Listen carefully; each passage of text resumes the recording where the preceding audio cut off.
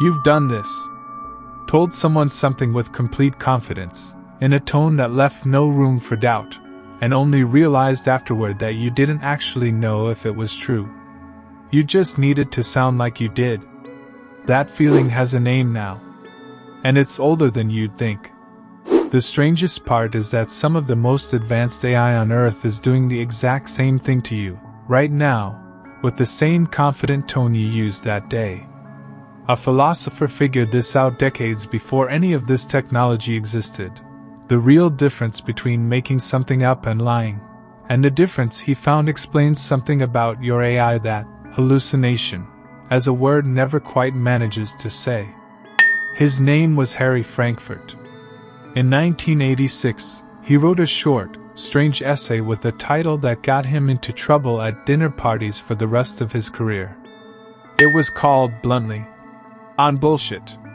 Frankfurt wasn't being crude for effect. He was doing something philosophers do rarely enough that it's almost startling when it works, taking a word everyone already uses constantly, and asking what it actually means with total seriousness, the way you'd interrogate justice or knowledge. He noticed something odd first. People talk about bullshit constantly, casually, as if everyone already agrees on what it means. But nobody had ever actually tried to define it with any precision. It sat in the language the way a well-worn word does, used 1,000 times a day, examined maybe never. Frankfurt decided to take it as seriously as any other philosophical concept, which is exactly what made the essay strange, and exactly what made it last. And what he found was this. A liar and a truth-teller are playing the exact same game. They both care, intensely, about what's actually true. The truth-teller aims at it and hits it. The liar aims at it and deliberately steers away, in the opposite direction, on purpose. But both of them are tracking the same target the entire time. Truth is the thing the whole exchange is organized around, for both of them, even in the act of betraying it. The bullshitter isn't playing that game at all. Frankfurt's actual claim, stripped down, is this.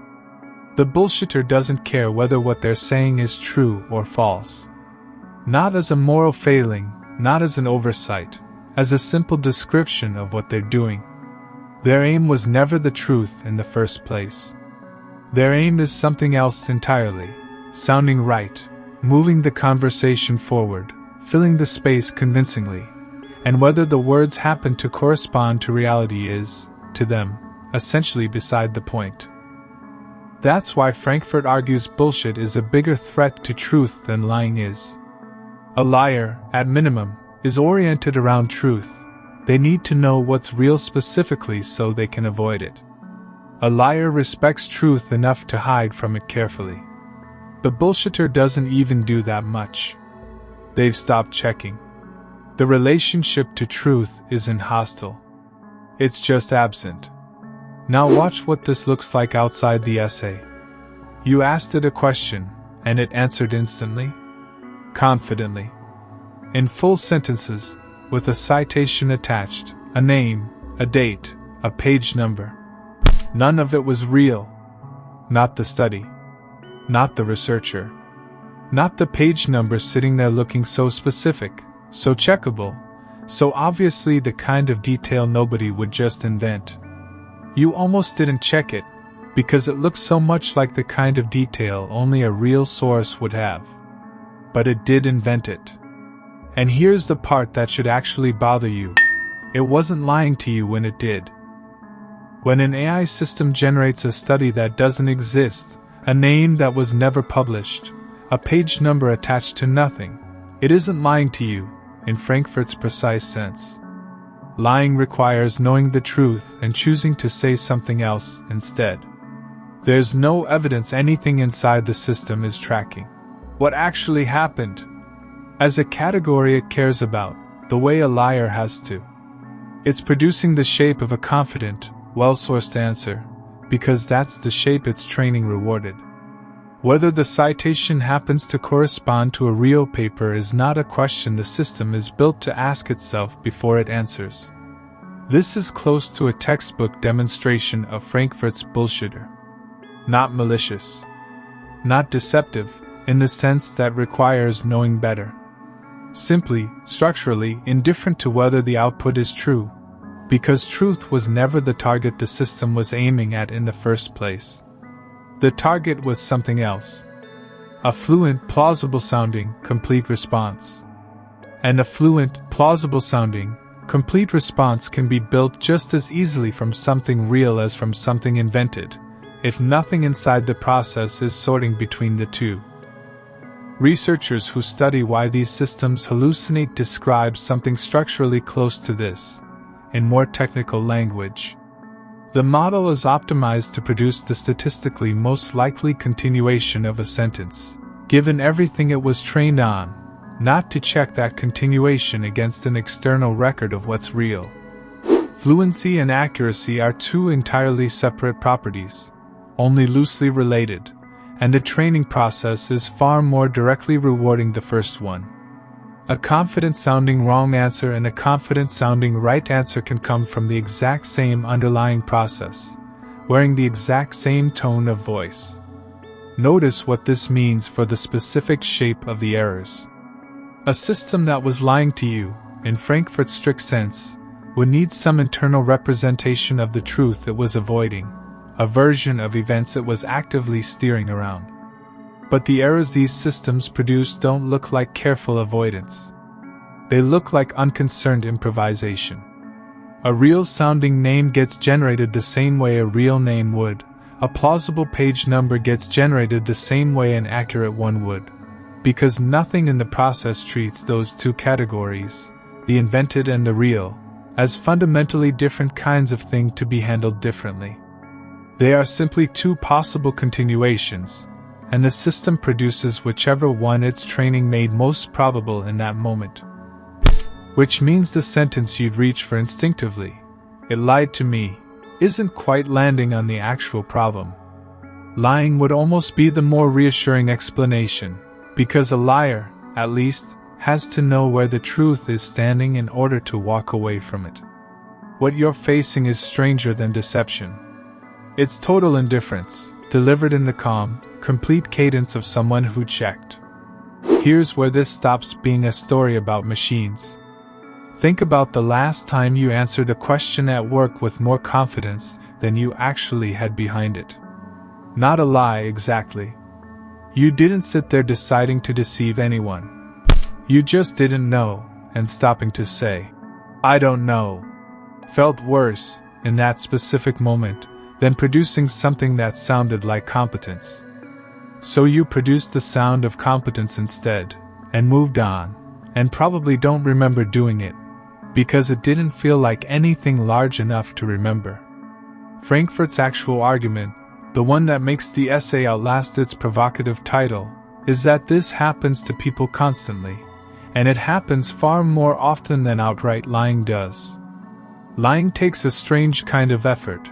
You have to know the truth clearly enough to successfully avoid it. Bullshitting takes less. You just have to stop checking, and keep talking anyway. Notice how much of a normal day is built out of exactly that. Talking in a meeting to seem engaged, before you've actually formed a view. Explaining something you half understand to somebody who understands it even less, in a tone that suggests you understand it fully. Repeating a fact you heard somewhere, with total conviction, because it sounded true and you liked how it sounded, and you never once went back to check whether it actually was. Recommending a book you skimmed the first chapter of, describing its ending with total assurance, because admitting you never finished it felt like a smaller version of the same discomfort that kept you from saying, "I don't know," in the first place. None of that requires you to be dishonest, in the way lying is dishonest. It only requires you to stop asking, at some point, whether what you're saying is actually true, and keep the sentence moving anyway, because a pause would have cost you more, socially, than a fluent guess would. Frankfurt's real point is that most of the talking most people do, most days, was never organized around truth to begin with. It was organized around not breaking the rhythm of the conversation. Truth, when it shows up in that kind of talk, shows up mostly by accident, because the fluent thing you said happened, this time, to also be correct. This is the uncomfortable mirror, and it's worth sitting with directly. The AI generating a fake citation, and you generating a confident answer to a question you don't fully understand, are not doing entirely different things. Both are optimizing for something other than truth in that specific moment, sounding complete, sounding fluent, keeping the exchange moving, and truth is simply not the variable either process is checking against, however much both outputs might happen to be correct by accident. The difference, and it's a real one, is that you're capable of noticing the gap afterward, if you choose to look. You can stop, mid-sentence sometimes, and say, actually, I'm not sure that's right. An AI system, as currently built, has no comparable internal alarm, no felt discomfort attached to the moment truth and fluency come apart, because nothing inside it was ever tracking truth as a separate thing from fluency to begin with. For you, that gap is available to notice. For the system, generating the wrong citation and the right one require exactly the same amount of internal friction, which is to say, none at all. So the next time something answers you with total, unwavering confidence, a person or a machine, it genuinely doesn't matter which, Frankfurt leaves you with a sharper question than the obvious one. Not, is this true? You'll want to check that regardless. The sharper question is this: is anything on the other end of this sentence actually tracking whether it's true? Or is truth simply not the thing being aimed at here at all? You've done this. Told someone something with complete confidence, needing to sound certain more than you needed to be right.